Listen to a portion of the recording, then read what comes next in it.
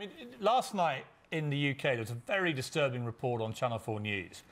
What it showed is that Amazon have this algorithm system where they have the frequently bought together advisories. If you click on one thing, it tells you what other things are bought with it.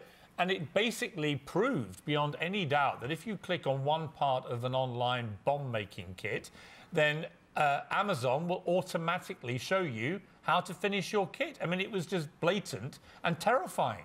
What are they doing in Silicon Valley to try and stop this insanity? Well, you're right, and the report is right. They're trying, but some of the technology is already so advanced that you get this together, and that's how you have the Amazon situation.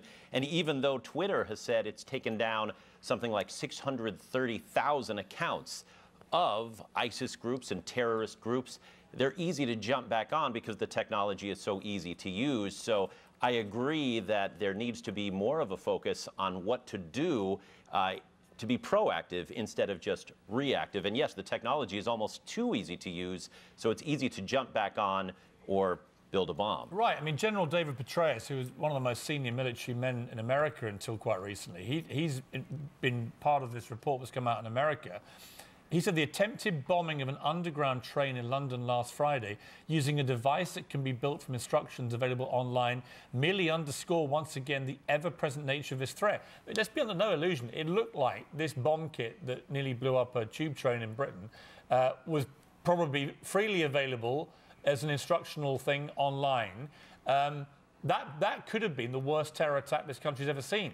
The bomb didn't go off properly. Had it gone off, we might have been dealing with hundreds of deaths. We don't know how many other people in Britain are out there potentially planning similar things. What we do know is that they're getting brainwashed online in record numbers, increasing all the time. And I don't think that Google and Facebook and Amazon, these other huge companies with massive resource, are doing anything like enough to combat this. Do you get a sense in Silicon Valley that they're aware of just how big a deal this is? I don't think they're aware of how big it is. You're talking about a needle in a tiny needle in a gigantic haystack multiplied by Facebook and Google and YouTube and Twitter. And they realize there's a problem. We're having the same problems with misogyny online and racism online and anti-Semitism online. And it's impossible to clear all of it off, obviously, especially since these groups come right back on. But I agree with the report that it is possible to use this technology to fight them more.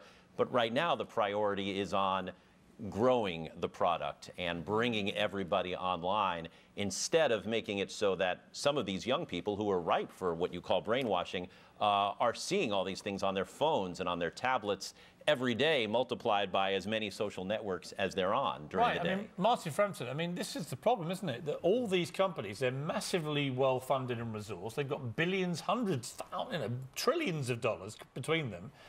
And all they're interested in is getting more and more people to use their platforms. But of course, by doing that, they're making this terrible material, the ISIS material and so on, ever more prevalent, ever more popular.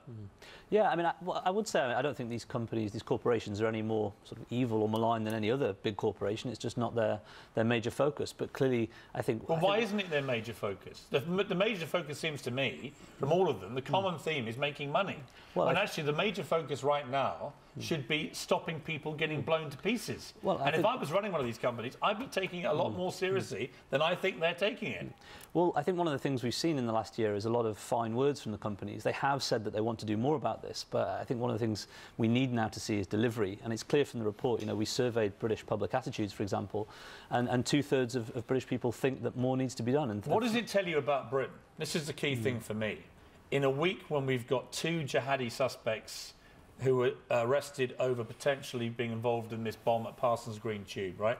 We've had a summer of endless terror attacks in Britain, most of them committed by jihadists, right? We have 23,000 jihadi suspects in this country, the police tell us, right? Which they clearly can't be able to monitor 24/7. We've got a massive problem. And now it turns out that there are more clicks on jihadi stuff in Britain than anywhere else in Europe. This is a tinderbox, isn't it? Yeah, I mean, it's clear. I think this reinforces the scale of the problem that we face. And one of the things we're trying to do with the report is think about, do the security services have the powers that they need to tackle this problem? Are there more powers that they can be given to take down this material, to work in closer cooperation with the internet companies, to bring the internet companies to do more? I think in all of this, we have to reach a point where everyone is rowing in the same direction. Ultimately, we want a cooperative relationship with these companies. But often, I think, to get to that point, the government has to be prepared to take tough action. Papers like the Daily Mail have led the attack on this. They've been roundly criticised by a lot of people on the Liberal side for doing it. Let me tell you, they're right. This is a really, really big problem. And I think it's got to be taken a lot more seriously. Last week could have been 100 times worse, quite literally. If that bomb had gone off properly, we'd be dealing with hundreds of people being killed by a kit that can be freely put together from stuff you can click on right now online. It is completely wrong. You can access that. And I think that it's the kind of awareness of that is feeding this crisis of confidence. I think, broadly speaking, a significant majority of the British people think there's something not right here. Yeah, and they're right to think that, and it's got to change. Dr. Martin Frampton and Scott Bubben in Silicon Valley, thank you both very much indeed.